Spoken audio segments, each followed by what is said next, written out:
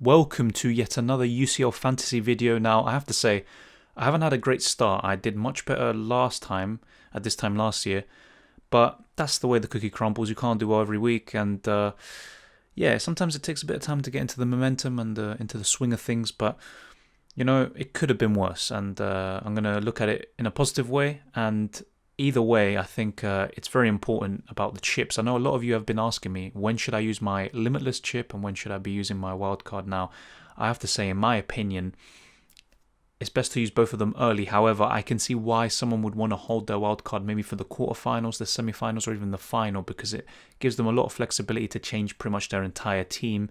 Let's say if you get the wrong pretty much picks because they get knocked out, and in the long term they don't really, obviously they're not going to play. But there is a use of using them maybe in Game Week 3, maybe even now in Game Week 2. However, at the moment what I'm thinking of doing is wildcarding for Game Week 3 and possibly doing the limitless chip in Game Week 4 or 5. And I think that's what I did last season, and it worked very well. But yeah, there's quite a lot of things that I want to change with this team already, and I will be discussing it. And yeah, in the end, I got 59 points for Matchday 1, which is, like I said, it's not horrible. I don't even know my overall rank at the moment, to be honest, but I am happy that, I didn't get 40 or something or 30, but obviously it's not ideal. I think last season I got 70 plus, but it doesn't matter. What you have to do now is just build on the foundations you have, and some of these players like Lewandowski who blanked, you don't expect them to blank in future. And to be honest, I expected Atletico to be a bit more sturdy and resilient. I thought it'd be like a 2-0 or something. Maybe Lewandowski could do, maybe get a goal or assist, but it's not something I was completely relying on. And in the end, he didn't even do anything, and they scored 4 goals. But with Lokomotiv Moscow next and then Salzburg, both away, but Lewandowski, I don't think he really cares if it's home or away. He literally just scored a perfect hat-trick the other day against Frankfurt in their 5-0 win. He's the main guy, of course. But yeah, I would expect some of these players to be doing even better. And I know some of you opted for Lionel Messi for his game against Ferencváros, and it was the right decision because he got 11 points, and if you captain them, that's 22. So maybe in hindsight, I should have not gone for Lewandowski for this week and then bring him in. But just the reason why I didn't do that is because I thought it was just a transfer waiting to happen. And in the end, Lewandowski didn't do anything, but I expect him to do more next time. And I have to say, I almost captained Lewandowski for the Wednesday game, but I ended up going with Sterling in the last minute. And because I do have the community tab available now, I'll be posting my team before the deadline so you lot know what transfers I make. But I have to say, do not just copy my team because you can do even better if you make your own decisions, definitely. So yeah, that's all I have to say about that. But I'll do a quick recap of how I did in Game Week 1 in terms of each player, my thoughts on them going forward. Then I'll be showing you my team pretty much for Game Week 2. And also the transfer plans I have.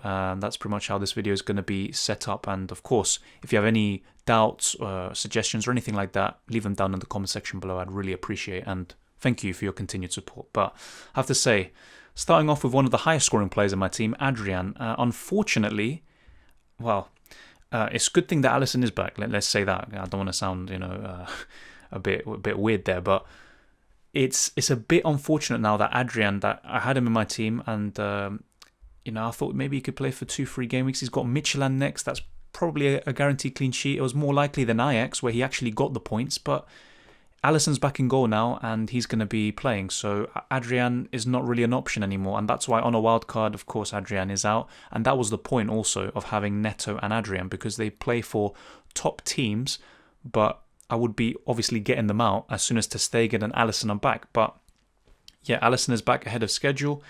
To be honest, I think he probably would have been back by if it was the 21st of November, he would have been back for this game against Atalanta in Matchday 4, but he's already back.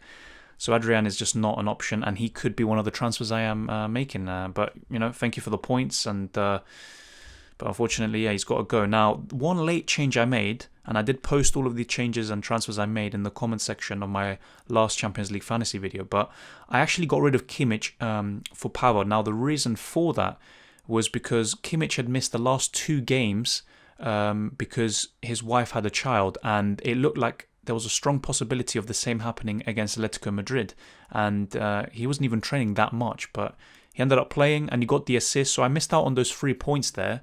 And in hindsight, I'd obviously prefer Kimmich, but even then, 1.5 million extra, and Kimmich plays further forward, gets those assists and goals potentially, and that could make him one of the best assets in the whole game. But Pavard, he ticks over and he got the clean sheet, so can't complain too much. But yeah, that's why I got Pavard in here instead. And it didn't turn out exactly how I wanted. The other transfer that I made to facilitate that move also didn't work out, but it's not much you can do. But yeah, Pavard in there.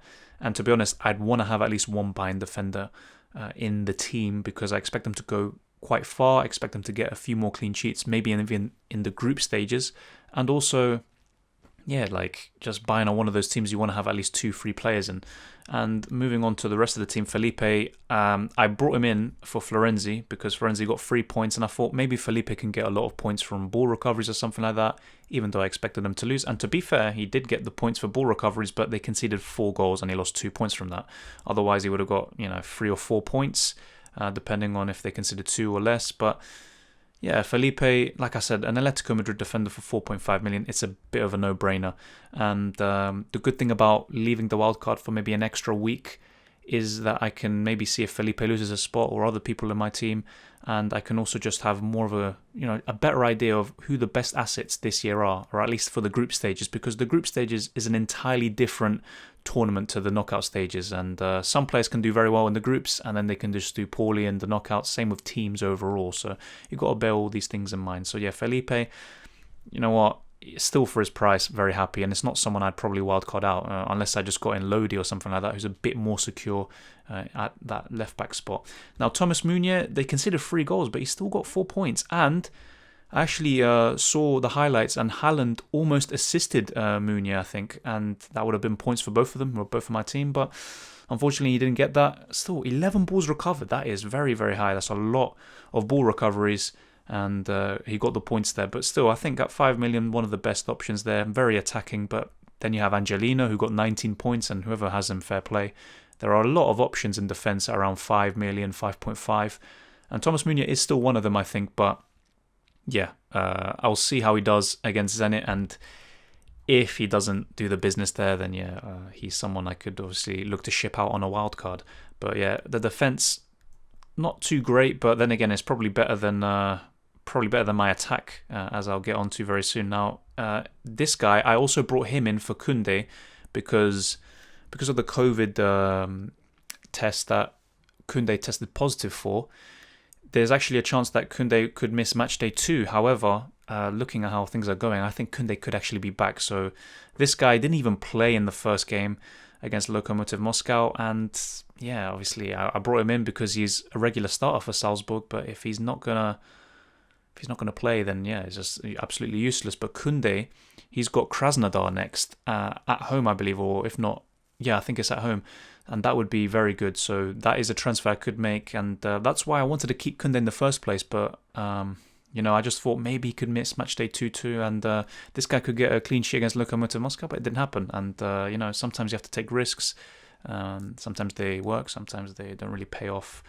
Moving on to the midfield, though, I have to say, let me just start off with the main guy. Ansu Fati, fair play.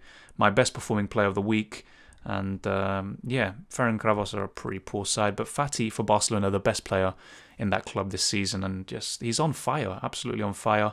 They do have Juventus next though, and even though there's no Ronaldo because he tested positive for COVID again, I don't know. I just looking at the El Clasico game at the weekend, I have no faith in Barcelona. Their attacking play is still reasonably good, but even then it's not peak Barcelona. Their midfield is quite poor compared to years gone by, and their defence is just a shambles. So I would actually expect Juventus to win that game.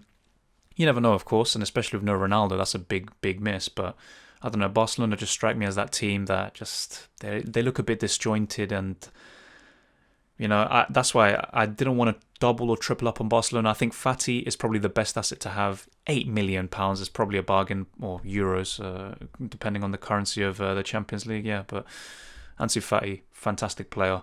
But as for Barcelona, I don't have much faith. But yeah, well done to Ansu Fati. And now Wilmar Barrios, actually, another surprise. But like I said, the ball recovery stat is very important, because look at that, 10 ball recoveries, and he's got 3 points from that. And fair play to him. And they actually lost the game, but he still got 5 points. So I have to say, well done. And for 4.5 million, could be the new Tossard. I think that was the name, the Lyon central midfielder, or yeah, I think it was Tossard. And Wilmer Barrios, I have to say, well done. But yeah, at 4.5 million, I don't think I'm going to be changing too much. He'd probably still be in my team on a wild card, and great enabler for the rest of the midfield and the team. But yeah, not much more that needs to be said. I'm not going to be expecting anything else other than ball recovery points. As for Sterling, and I did have Haaland captain for the first day, but I wanted to take a bit of a risk because Haaland only got 6 points, and I thought, you know what, I'd only lose a few points out of captaincy really, so I'm going to captain either Lewandowski or Sterling. And like I said, it was a last-minute decision. I opted for Sterling, and he got the points for the penalty awarded. Now, I have to say, it's a bit weird how Champions League Fantasy, they don't update points for a penalty awarded or, winning a penalty until after the games are finished. That's very weird, but yeah, he did get the points, and 10 points from the captain. Obviously, it's technically 5. I'll take that, but I don't know, Manchester City just do not look convincing at all. In this Champions League game, they're a bit better than what they normally are in the Premier League at the moment, but I don't know, at the moment I wouldn't want to have him or even Kevin De Bruyne now that he's back, and Aguero looks like he's injured again, so yeah, I don't know, it just doesn't seem too promising. They do have Marseille away next, and ideally I would want to have Salah, who plays Midtjylland, at home, but I don't want to take hits, and potentially I'd want to save the wild card for game week 3, and I'll be explaining why later on. But yeah, Sterling, at least he got the technically the assist for that goal. And Dani Olmo, he's been starting consistently for Leipzig, and I do believe he got arrested for this weekend's Bundesliga game, which is perfect. They have Man United next, to be fair, and it's away from home, so I'm not going to be expecting too much. But after the double header against PSG, where he can still do something, they do have Istanbul Başakşehir or something like that. And Dani Olmo is a quality player, but just hasn't been translating it into UCL fantasy points either the last season or this season so far. But it's just one game. Things can change very quickly. He's 6 million. And I know some of you have gone for Casemiro, and look how many ball recovery points he got. It was just absolutely astonishing. I think he got 7 points overall for the game week. So yeah, that's what I have to say. Sometimes maybe having 1 or 2 defensive midfielders is good, but ideally you want to have more creative forces like Dani Olmo or those with goal scoring potential. That's what I do prefer. But yeah, it just didn't work out this week with the midfield. And Di Maria, who at 9 million is, in my opinion, a bargain, but PSG so disjointed and so many injuries. Players like Marquinhos, Icardi, even if they're not guaranteed starters, even if they come off from the bench or whatever, just it disrupts the team a lot. And the front three, including Di Maria, had no supply whatsoever. And it pretty much it has to be Di Maria or Neymar creating their own supply, and for Mbappe. So not great at all. And for 500,000 more, you could have got Bruno Fernandes. But then again, I have to say, Bruno, very lucky that the penalty got retaken because he missed the first one. And if he had, if they hadn't retaken the penalty, he would have, maybe got 1 point or whatever. It's a big swing from the goal where you get the 5 points as a midfielder, or the penalty miss where you lose a few points. But that's how the cookie crumbles. The midfield, very disappointing. And the attack, even more so. I got in this guy, Koita, and only 1 point. He only played 53 minutes. That's very, very disappointing. I got him in for Rodriguez, and like I said, because of the Kimmich news that I found out on the Tuesday, so it's pretty much transfers I made on the last day, I brought in this guy. It just didn't work out, and he's someone I definitely would want to get rid of. But because I have people like Adrian in my team, and also I want to get in Koundé, those could be the 2 transfers I make, so this guy could just live to fight another day. But they play at Atletico, and to be honest, even though they got smacked 4-0, I expect Atletico to bounce back and get the win, maybe even a clean sheet on top of that. So yeah, not very convinced with this guy. Unfortunately, he just didn't do well in that game. As for Haaland, the only guy who produced for me up front, so I have to say well done to him. And they lost 3-1, but this guy's just a goal machine. He scores pretty much every single week. And how old is he? 19, 18? He's just an incredible talent. And even for 11 million, one of the best options. But however, looking at Lukaku's Champions League and Europa League record for Inter Milan, very, very good. So for a similar price, you could also get him. But I think even for an extra million to get Messi or Ronaldo, I don't think it's worth it when you have Haaland. I think Haaland could be better value for money, and probably playing in a better attacking team than those lot. But yeah, I'll see how he does in the home game against Zenit. And they're good fixtures. I think he can score in every single one of these matches. I'm not too concerned. The problem with Dortmund is really defensively. You'd want more attacking returns. And that's why I have Meunier and Erling Haaland. But yeah, as for Lewandowski, very disappointing because last season I don't think he ever blanked. The only time he blanked was when he missed out through injury, I think. But yeah, this guy, just an absolute tank most of the time. Just didn't do well against Atletico, at least in UCL fantasy terms. But I do expect him to rack up the goals. I expect him to get at least 5 in the group stages. Even be double digits. But yeah, we'll wait and see what happens with that. I would not panic and just get this guy out because you could regret it, especially for hits. And yeah, the only guy I didn't really mention is Neto. He would have had a clean sheet had it not been for Piqué, and he gives away a penalty and gets the red card, and that just sums up Barcelona. This is what I mean. They're playing Ferencváros at home, all comfortable. It's 4-0, I think, at the time, or 3-0, and Piqué just makes a mistake like that, and it costs him the points, because Neto would have been on for a clean sheet. That's 6 points. I probably wouldn't have got in Adrian, though, so maybe a bit of a blessing in disguise, but whatever, man. Like, seriously, like, Barcelona defense, I probably would steer very, very clear from any of their assets, even Jordi Alba, who's very attacking and all of that. But that's pretty much my roundup of Game Week 1, and like I said, pretty underwhelming, but could have been worse. And, you know, I'll take the positives from it and build on, and I'll try to stick to my plan. That's very important. But now, this is my team for Matchday 2, without the transfers. And yeah, I've sorted out also depending on, you know, remember what I said, it's very important to have the players on the Wednesday on the bench so they can come on. You don't want to have anyone playing on a Tuesday on your bench because you miss out on their points. There's no way they get substituted in, even manually or automatically. It's not going to happen. So anyone who plays on the Tuesday you want in your starting lineup, no doubt about it. And my Tuesday captain, no doubt about it, I'm not going to overthink it. It's Lewandowski. And like I said, I expect him to start firing in the Champions League very, very soon. And let's say if he doesn't do the business, who would I captain on the Wednesday? Probably Erling Haaland at home to Zenit. And to be honest, they could be my 2 main captaincy options this season, or at least in the group stages. Things can change very quickly, of course, but yeah, that's already my plan at the moment. So Lewandowski, the captain for the Tuesday, and for the Wednesday, Erling Haaland. And yeah, let's say, I don't know, any of these Tuesday players do poorly. Yeah, one of these lot can come on and do something.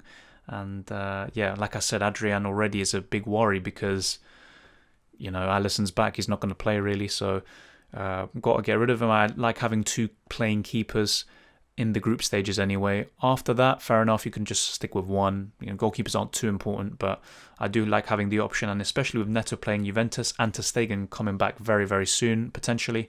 Yeah, the keepers are a big problem in my team. And I have to say, these are the transfers I am thinking of making, and one of them is a keeper like Sportiello from Atalanta, and I know they've got some tough fixtures, and Ajax are not easy, and I probably wouldn't expect a clean sheet, but 4.5 million, and one of the best options at that price. But if there is anyone else that you think I should go with, let me know. Ideally, I would want either the Sevilla keeper or the Chelsea keeper, Mendy. But they're 5 million. I'd have to make an extra 500,000. I could downgrade Koita. But like I said, I also want Koundé for that 4 million spot. And he's the other transfer I have here at the moment. And I haven't confirmed these transfers, by the way. There is no such thing as price rises or anything that's going to pressure me or any of you to make a decision, which is a good thing. But yeah, I think that kind of happens towards the end of the Champions League group stages, or like halfway, maybe in match day 3, and then after the group stages are finished. But I'm not really thinking about that anyway. I just want to have the players I think are going to do well, and some fantastic fixtures here. Even Chelsea, that's at home, so very, very good fixtures. I know that the team they're playing against next is actually pretty good in Liga, and I think they might be top of the league. But after that, a double fixture against Krasnodar, where you would expect at least 1 clean sheet from these 3. So yeah, Koundé, definitely someone I want to get in. And to be honest, I probably made a mistake. No, scratch that. I made a mistake getting him out. But I thought that the Salzburg defender could have got me points in the Game Week 1 fixture. And that's why sometimes thinking too short-term can cost you, especially if they don't even play. But yeah, Koundé and Sportiello are my plans at the moment. I was also thinking of maybe downgrading Koita back to Rodriguez and amending the mistake I made towards the end of the Game Week 1 deadline, and getting in Salah for Sterling, because like I said, I do not trust Manchester City or Sterling to produce the points. And even though Salah didn't do anything and got substituted early against Ajax, and Liverpool haven't looked too great in their game against Ajax anyway. I just think that they'll turn it on, and they're playing Midtjylland, who lost 4-0 at home to Ajax. And to Atalanta. And Salah's just one of the best options in midfield, to be honest. But there's a lot of key decisions to be made, and there's a lot of players I would want to move around. And like I said, the plan at the moment is to wildcard in Matchday 3 potentially, and to either use the Limitless in Matchday 4 or 5. But I am a bit flexible, but I most likely will use both chips during the group stages to try and maximize the points possible. It's very important to have a very good group stages, because in the knockouts things can just be even more topsy-turvy, and there's less attacking play, a bit more focus on defense, and more tighter games. But we'll have to wait and see what happens here. And remember, for those of you, I've seen this last year as well, some of you would probably want to wildcard or use the Limitless in Matchday 6. Definitely do not wildcard, because you get unlimited transfers before the round of 16 anyway, so you wouldn't want to do that. And then for the Limitless, just think about it. In Matchday 6, most groups are kind of secured. Some teams have already, gone through, but then they have their own league to focus on, or another cup. So what they might do is rest some players. So Matchday 6 is possibly the most, the most insecure. You're not going to know who's going to play and all this stuff. So you don't want to use your Limitless there, because you could just get more points in another week. But that's just how I see it, and that's why I told you my preferred weeks for using those two chips. But yeah, the other transfer plans, like I said, I could get Rodriguez, the 4.5 million striker for Koita, and Salah in for Sterling. But yeah, not an ideal start. But still, I think I'll do better than last week. I hope so anyway. That's all we can hope for. But let me know what you think of my team and of your own teams. I appreciate and welcome all the discussions down in the comment section below. And if you enjoyed this video, smash the like button, subscribe if you're new. And like I said, thank you for all the support. I've pretty much got 1,000 subscribers in the last month or so, which is incredible. And I can't thank you enough. And like I said, I will be posting all of this stuff. So my final team selection, and obviously confirming the captaincy choice, which I've already stated in this video. I'll be posting images on the community tab section, so just check that out. And yeah, you lot can be up to date with what I do, because last week I wasn't able to do so. The community tab wasn't there, unfortunately. But yeah, a bit more confident going into this week, but at the same time, Champions League Fantasy could be much more unpredictable than last season. And if you look at how FPL is going this season, and even this weekend, just just so many ups and downs, so very hard to predict. But thank you for watching this video, and I wish you all the best for Matchday 2. I almost said Game Week 6, because yeah, I also wish you luck for that as well for FPL, but I will see you next time.